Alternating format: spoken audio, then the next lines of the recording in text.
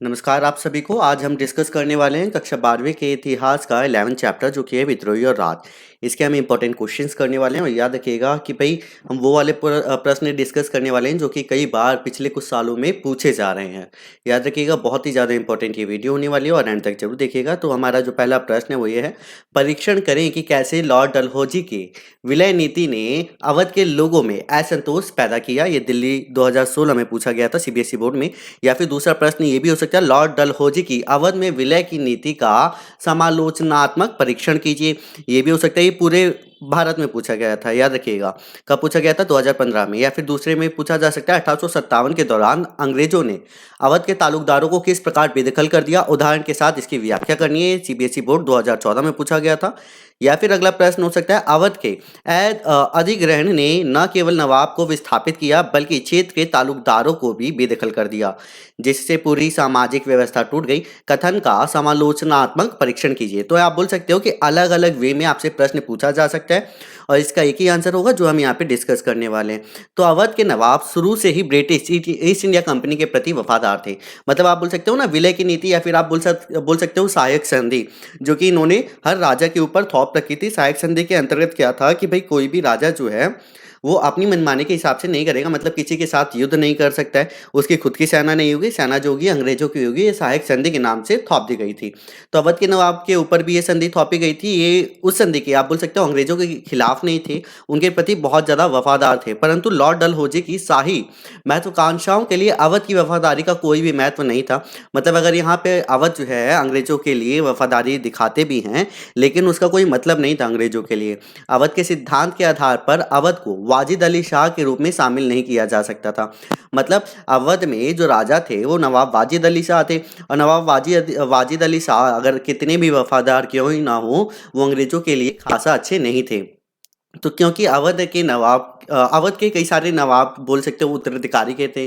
जैसे कि हम बात करें नवाब वाजिद अली शाह जो थे, अगर वो मर भी जाते, उनकी मृत्यु हो भी जाती, तो उसके बाद उनकी जो पीढ़ी थी वो वापस राजगद्दी पे बैठ जाती। इसलिए उनको कोई फायदा लग नहीं रहा था। सहायक संधि का मतलब ये समझिएगा कि यहाँ पर ये था कि अगर कोई भी व्यक्ति राजगद्दी पे बैठा हुआ है, ठीक है, तो उसके बाद क्या हुआ कि भाई उसकी जो संतान है वो दोबारा उस गद्दी पे नहीं बैठेगी। तो यहाँ पे इन्होंने ये संधि भी निकाली थी। तो यहाँ पर आप बोल सकते हो कि अवध के नवाब के कई सारे उत्तराधिकारी थे, इसलिए अंग्रेजों को लगा कि इनकी वफादारी का कोई फायदा नहीं है। इसलिए अंग्रेजों ने विशेष रूप से लॉर्ड डलहौजी ने अवध पर कब्जा करने और तालुकदारों को बाहर करने के लिए कई सारी बोल सकते हो तरकीबें अपनाई। तो यहाँ पर अवध में जो तरकीबें अपनाई गई वो कुछ इस प्रकार है। 13 फरवरी 1856 को अवध को कुप्रशासन के आधार पर ब्रिटिश साम्राज्य में मिला लिया गया और नवाब वाजिद अली शाह को 12 लाख की वार्षिक पेंशन के साथ कलकत्ता भेज दिया गया। अब यहाँ पे कैसे हटाया गया? यहाँ पर ये बोला गया अंग्रेजों द्वारा कि भाई यहाँ पे नवाब वाजिद अली शाह जो है वो ठीक से प्रशासन नहीं कर पा रहे हैं, जनता इनसे बहुत ज़्यादा नाखुश है, इसलिए हम क्या कर रहे हैं, नवाब वाजिद अली शाह को राजगद्दी से हटा दे रहे हैं। तो राजगद्दी से उनको हटा दिया गया। लेकिन यहाँ पे बिल्कुल उल्टा था, जनता जो थी वो बहुत ज़्यादा खुश थी नवाब वाजिद अली शाह से। जब आप बोल सकते हो अवध को छोड़कर नवाब वाजिद अली शाह निकले तो मानो हृदय से और बोल सकते हो शरीर से आत्मा निकल के चली गई हो, राइट। और वहाँ पे जो लोग थे वो फूट फूट के रो रहे थे, क्योंकि नवाब वाजिद अली शाह से वो बहुत ज़्यादा प्रेम करते थे। लेकिन अंग्रेजों ने क्या किया, वहाँ से निकालने के बाद उनको 12 लाख की वार्षिक पेंशन के साथ कलकत्ता भेज दिया गया था। शाही प्रशासन के विघटन के साथ बड़ी संख्या में दरबारियों, अधिकारियों और तालुकदारों को बेरोजगार कर दिया गया था, क्योंकि राजा के अधीन ये सारे के सारे कार्य किया करते थे। तालुकदारों की जागीरें जबरदस्ती जब्त कर ली गई। यह उथल पुथल तत्काल सामग्री के नुकसान से जटिल हो गई। अंग्रेज तालुकदारों की शक्ति को बर्दाश्त करने के लिए तैयार नहीं थे, इसलिए नवाब को हटाने के साथ अवध के सभी तालुकदारों को भी बेदखल कर दिया गया। तालुकदारों को निहत्था कर दिया गया और उनके किले नष्ट कर दिए गए। मतलब आप बोल सकते हो तालुकदारों के पास जो भी सेना थी, जितने भी लोग थे, वो सारे के सारे उनके पास से हटा दिए गए और उनके जो भी किले थे उन सबको नष्ट कर दिए गए। मतलब तालुकदारों की स्थिति पूर्ण रूप से खराब कर दी गई।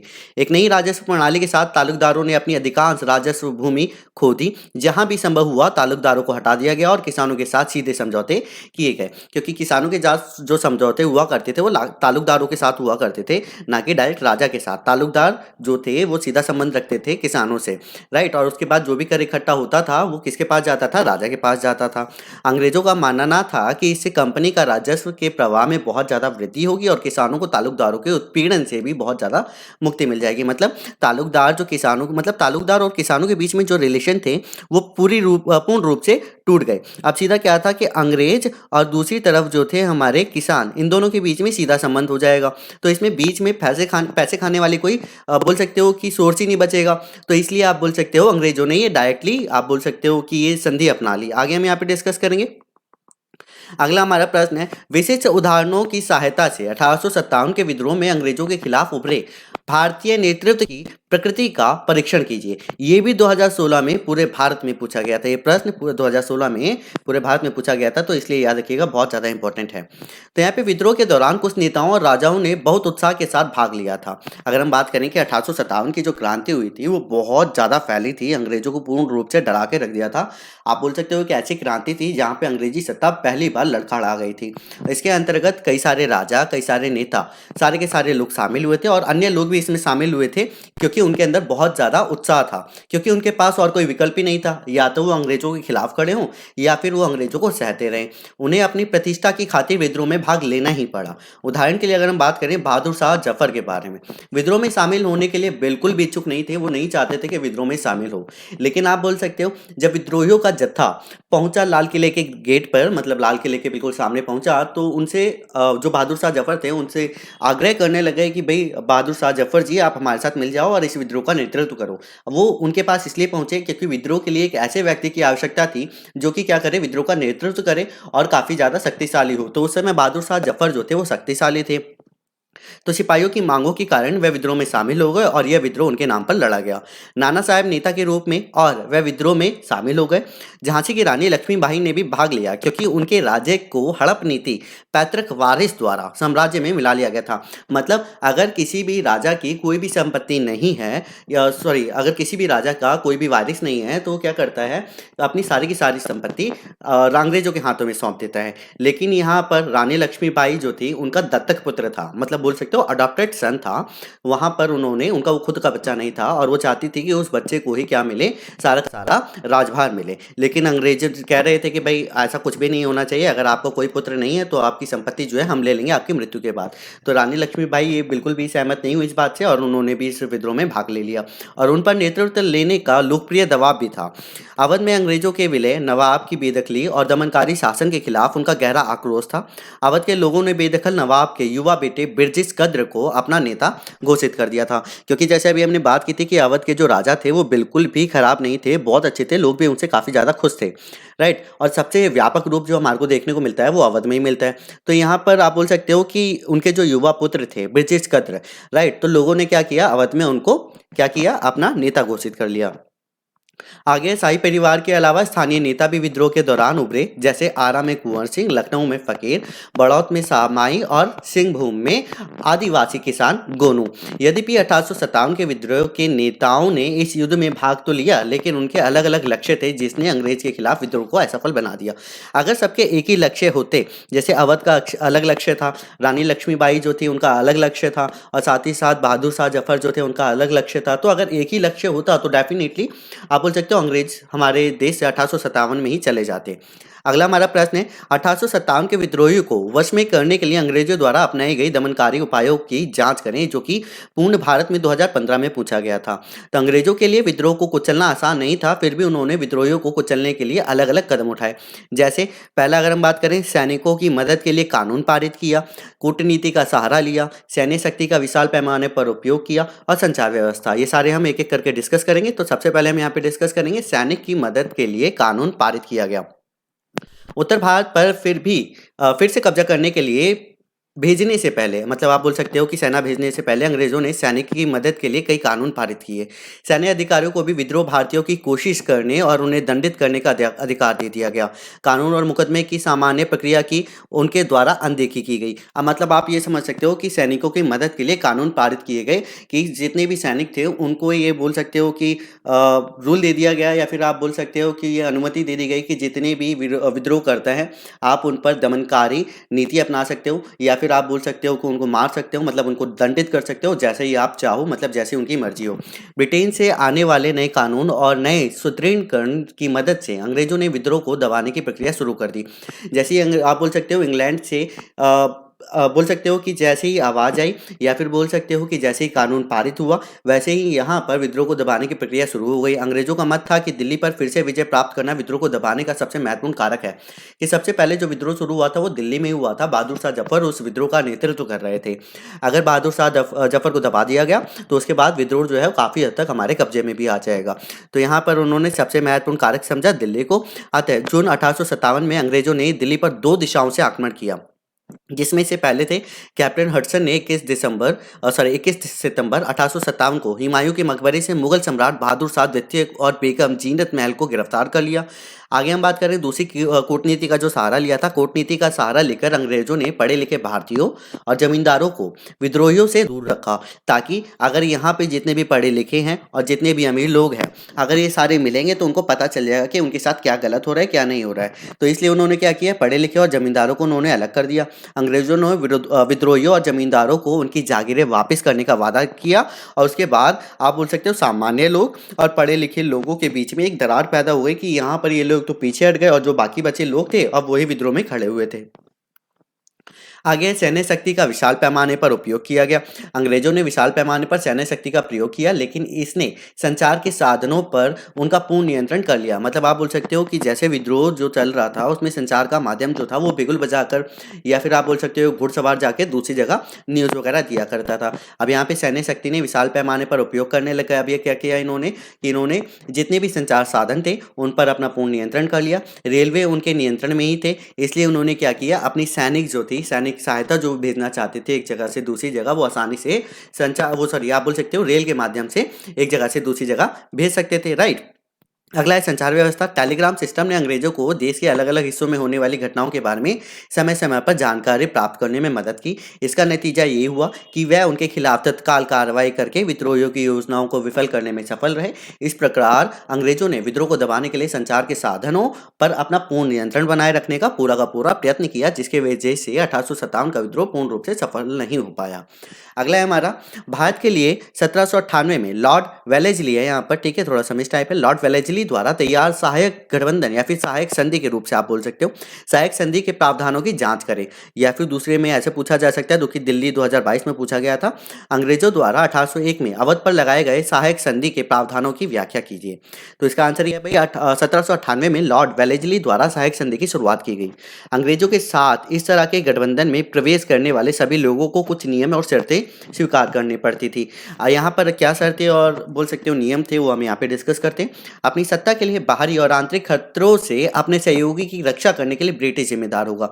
मतलब जितने भी राजा होंगे तो राजा की हेल्प जो करेंगे वो कौन करेंगे, अंग्रेज करेंगे। अगर बाहरी आक्रमण होता है, अगर आंतरिक खतरा होता है तो अंग्रेज उनकी सहायता प्रदान करेंगे, मतलब उनकी सहायता करेंगे। ये सहायक संधि थी। सहयोगी के क्षेत्र में एक ब्रिटिश सशस्त्र टुकड़ी तैनात की जाएगी। मतलब आप बोल सकते हो राजा की खुद की सेना नहीं होगी, जो सेना होगी वो किसकी होगी, अंग्रेजों की होगी। इस दल को बनाए रखने के लिए सहयोगी को संसाधन उपलब्ध कराने होंगे। मतलब आप बोल सकते हो कि यहाँ पर जितनी भी सेना होगी वो अंग्रेजों की होगी, लेकिन उनको पैसा जो देगा वो राजा देगा। सहयोगी अन्य शासकों के साथ समझौते में प्रवेश कर सकता है या केवल अंग्रेजों की अनुमति से युद्ध में शामिल हो सकता है। मतलब अगर बात करें कि अगर वो किसी भी राजा के साथ समझौता करना चाहता है, कोई भी राजा, तो वो डेफिनेटली कर सकता है, लेकिन अगर वो किसी युद्ध में शामिल होना चाहता है, किसी के साथ युद्ध करना चाहता है, तो सबसे पहले उसको अंग्रेजों से अनुमति लेनी पड़ेगी। ये सहायक संधि थी। आगे हम बात करेंगे, हमारा अगला प्रश्न है 1857 के विद्रोह से पहले के वर्षों में वरिष्ठ श्वेत अधिकारी, मतलब जो अंग्रेज अधिकारी थे, उनके साथ सिपाहियों के संबंध काफी हद तक बदल गए। उदाहरण सहित इस कथन का समर्थन करें, जो कि पूरे भारत में 2014 में पूछा गया था। अगला है 1820 और 1840 के दशक के दौरान अंग्रेजी अधिकारियों ने सिपाहियों के साथ मैत्रीपूर्ण संबंध कैसे बनाए रखा। इसका भी हमारे को वर्णन करना है, जो कि पूरे भारत में 2012 में पूछा गया था। तो आंसर कुछ इस प्रकार है, सिपाहियों के साथ मैत्रीपूर्ण संबंध बनाए रखने के लिए गोरे अधिकारी ने इसे 1820 से 1840 के दशक के दौरान एक बिंदु बना दिया था। जैसे कि हम बात करें, ये बिंदु है, कई गोरे अधिकारी हिंदुस्तानी में आसानी से बोल सकते थे, मतलब जो भी भाषा थे उसका उपयोग कर सकते थे, और देश की संस्कृति और परंपराओं से बहुत ज़्यादा परिचित थे। मतलब आप बोल सकते हो कि भारतीय जो सेना उनके साथ मिली हुई थी, उनसे भली भांति परिचित थे, या फिर आप बोल सकते हो कि अच्छे खासे उनसे संबंध बना लेते थे, क्योंकि उनको हिंदुस्तान में भाषा बोलनी आती थी। सिपाहियों के अपने ब्रिटिश अधिकारियों के साथ संबंधों में महत्वपूर्ण परिवर्तन आया। 1820 के दशक में ब्रिटिश अधिकारियों ने सिपाहियों के साथ मैत्रीपूर्ण संबंध बनाए रखने में काफ़ी ज़्यादा बल दिया। 1857 के विद्रोह से पहले सिपाहियों के गोरे अधिकारियों के साथ संबंधों ने सिपाहियों के साथ मैत्रीपूर्ण संबंध बनाए रखने का एक बिंदु बना दिया था। वह अपनी अवकाश गतिविधियों में सक्रिय रूप से इसमें भाग भी लेते थे।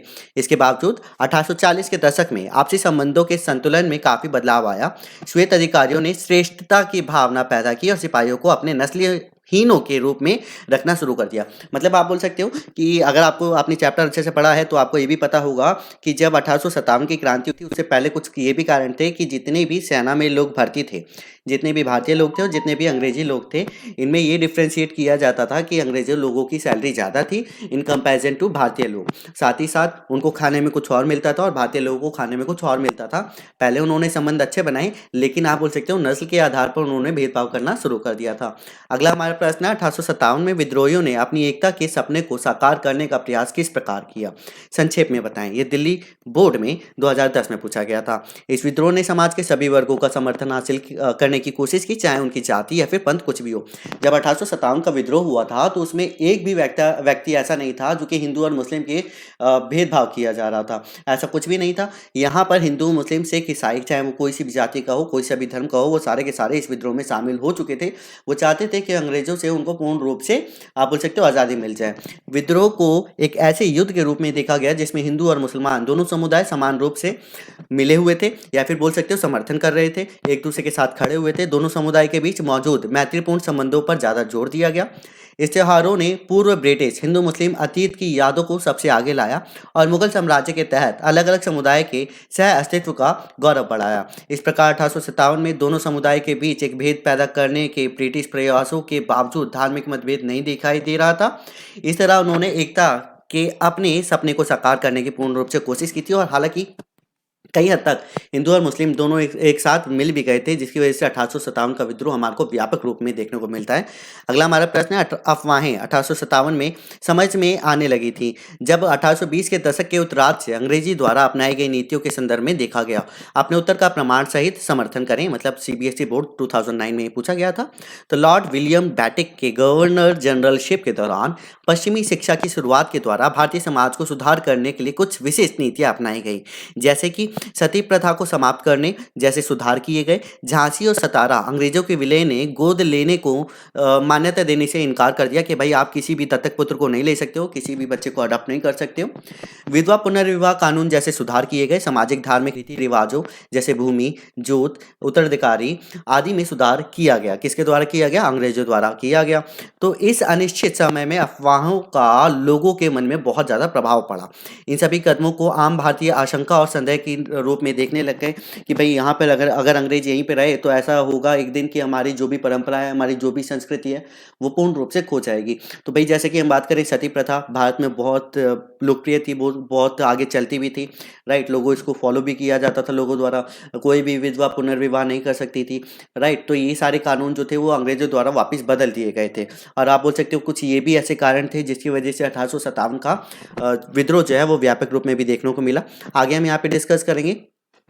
1857 के विद्रोह की स्मृति को जीवित रखने में इतिहास लेखन के साथ साथ दृश्य, चित्रों और साहित्य ने भी बहुत ज़्यादा मदद की है। इस कथन का मूल्यांकन करना है जो कि पूरे भारत में पूछा गया था 2008 में। तो यहाँ पे डिस्कस करते हैं इतिहास, कला और साहित्य के लेखन में 1857 के संघर्ष की पवित्र स्मृति को अमर बनाने में उल्लेखनीय योगदान दिया है। अगर हम बात करें हमारे को 1857 की क्रांति के बारे में कैसे पता चलता है, हमारे को पता चलता है इतिहास से, कला से, साहित्य से, चित्रों से, तभी तो हमारे को पता चलता है। विद्रोह के नेताओं को देश को युद्ध के मैदान की ओर ले जाने वाले नायकों के रूप में प्रस्तुत किया गया है। उन्हें दमनकारी और औपनिवेशिक सत्ता के खिलाफ संघर्ष शुरू करने के लिए आम जनता को प्रेरित करने वाले नायकों के रूप में भी चित्रित किया गया है। एक हाथ में तलवार और दूसरे हाथ में घोड़े की लगाम लिए अपनी मातृभूमि की स्वतंत्रता के लिए लड़ी लक्ष्मीबाई की वीरता का वर्णन करते हुए कई वीर कविताओं की रचना की गई है। जैसे कि आपने सुना भी होगा, खूब लड़ी मर्दानी वो तो झांसी वाली रानी थी। तो यहाँ पे ऐसे ऐसे मतलब चित्रों के माध्यम से दिखाया गया और चित्रों के माध्यम से यही सारी चीज़ें व्यक्त भी की गई हैं। उसे आमतौर पर युद्ध कवच में हाथ में तलवार लिए और अन्याय और विदेशी शासन को विरोध करने के दृढ़ संकल्प संकल्प के प्रतीक के द्वारा दर्शाया गया है, जो कि घोड़े की सवारी करते हुए चित्रित किया गया है। आगे इस प्रकार यह स्पष्ट हो जाता है कि दृश्य अभ्यावेदन ने विद्रोह के अलग अलग चित्र तैयार किए। मतलब जो भी विद्रोह हुए हमारे को अलग अलग रूप में देखने को मिलते हैं। हमें पता होना चाहिए कि ये चित्र केवल समकालीन विचारों और भावनाओं की अभिव्यक्ति नहीं थे, बल्कि ये समकालीन संवेदनाओं को भी दर्शाते हैं। चित्र कला साहित्य ये बहुत ही ज़्यादा महत्वपूर्ण भूमिका निभाते हैं हमारे को इतिहास को समझने के लिए। अगला हम यहाँ पे डिस्कस करेंगे अफवाहों और भविष्यवाणियों ने 1857 के विद्रोह के दौरान लोगों को कार्रवाई के लिए प्रेरित करने में एक भूमिका निभाई थी। अफवाहों के साथ कथन का परीक्षण करें और इसके विश्वास के कारणों का भी परीक्षण करें, जो कि पूरे भारत 2017 में पूछा गया था।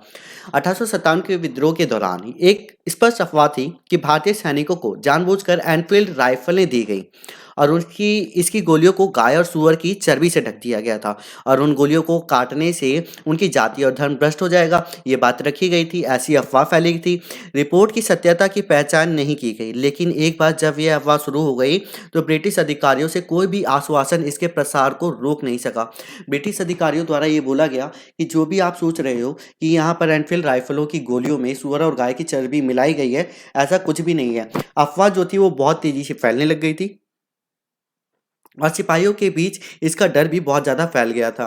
ये एकमात्र अफवाह नहीं थी जो 1857 की शुरुआत में उत्तर भारत में फैल रही थी। यह अफवाह थी ब्रिटिश सरकार ने हिंदू और मुसलमानों की जाति और धर्म नष्ट करने की एक विशाल साजिश रची है। कैसे यहाँ पर ये बात उनके मन में कैसे बैठ गई? क्योंकि यहाँ पर सती प्रथा हमने देखा था, वेस्टर्न कल्चर लाना चाहते थे, विधवा विवाह हमने देखा था कि एक तो अंग्रेजी सरकार जो थी भारतीय जो भी संस्कृति थी उसको ख़त्म करना चाह रही थी। तो क्यों भाई यहाँ पर अंग्रेजी सरकार ऐसा क्यों नहीं सोच सकती है कि हमारा धर्म भ्रष्ट करे? इन अफवाहों पर विश्वास करने के कारण कुछ इस प्रकार थे। लॉर्ड विलियम बेंटिंक के गवर्नर जनरलशिप के दौरान पश्चिमी शिक्षा की शुरुआत के द्वारा भारतीय समाज के सुधार करने के लिए कुछ विशिष्ट नीतियां अपनाई गई। जैसे कि हम बात करें, जब अंग्रेज ये सोच सकते हैं कि भाई सती प्रथा को ख़त्म कर दिया जाए, जब अंग्रेज ये सोच सकते हैं कि भाई दत्तक पुत्र कोई भी अडॉप्ट नहीं कर सकता है, जब अंग्रेज ये सोच सकते हैं कि भाई विधवा जो है वो पुनर्विवाह कर सकती है, तो ऐसा क्यों नहीं सोच सकती है कि भाई हिंदू और मुसलमानों का धर्म भ्रष्ट कर दिया जाए? तो यहाँ पे आप बोल सकते हो कि लोगों के मन में ये बात घर कर गई थी। आगे हम यहाँ पे बात करेंगे, हमारा 11वां प्रश्न है 1857 के विद्रोह के दृश्य निरूपण का परीक्षण करें जिसे अलग अलग भावनाओं और प्रतिक्रियाओं को भड़काया था, जो कि पूरे भारत में 2017 में पूछा गया था। 8 अंक वाला प्रश्न है, बहुत ही ज़्यादा महत्वपूर्ण है। ब्रिटिश तस्वीरें अलग अलग प्रकार की छवियां पेश करती हैं जो अलग अलग भावनाओं और प्रतिक्रियाओं को भड़काने के लिए काफ़ी थी। उनमें से कुछ अंग्रेजों को बचाने वाले और विद्रोहियों को दमन करने वाले ब्रिटिश नायकों को याद दिलाता है। अब देखो ऐसा तो है नहीं कि भाई हम सिर्फ झांसी की रानी को दिखाएंगे या फिर बहादुर शाह जफर को दिखाएंगे। अंग्रेज भी अपनी तरफ से कुछ अंग्रेजों को दिखाएंगे जो कि ये दर्शाएगा कि किस प्रकार वो हिंदू के साथ लड़े थे। समाचार पत्रों की रिपोर्ट सार्वजनिक कल्पना पर एक शक्ति है। इसने महिलाओं और बच्चों के खिलाफ हिंसा की घटना के बारे में सूचना दी और ब्रिटेन में बदला और प्रतिशोध की सार्वजनिक मांग उठाई गई। मतलब अगर आप बुक में देखोगे तो इस प्रकार भी दर्शाया गया है कैसे हिंदू लोग किसी भी औरत किसी भी बच्चे को नहीं छोड़ रहे थे। तो आप बोल सकते हो कि हिंदुओं को कट्टर रूप में दिखाया गया। कलाकारों ने आघात और पीड़ा के अपने दृश्य निरूपण के माध्यम से इन भावनाओं को व्यक्त किया और आकार दिया। इन मेमोरियम को जोसेफ नोएल पैटर्न द्वारा चित्रित किया गया था, जिसमें अंग्रेजी महिलाएं और बच्चे एक घेरे में घिरे थे। ऐसा है और निर्देश देखे जा रहे थे जो विद्रोहियों से आने वाले अपरिहार्य अपमान, हिंसा और मौत की प्रतीक्षा कर रहे थे। ये विद्रोहियों को हिंसक और क्रूर के रूप में दर्शाता है।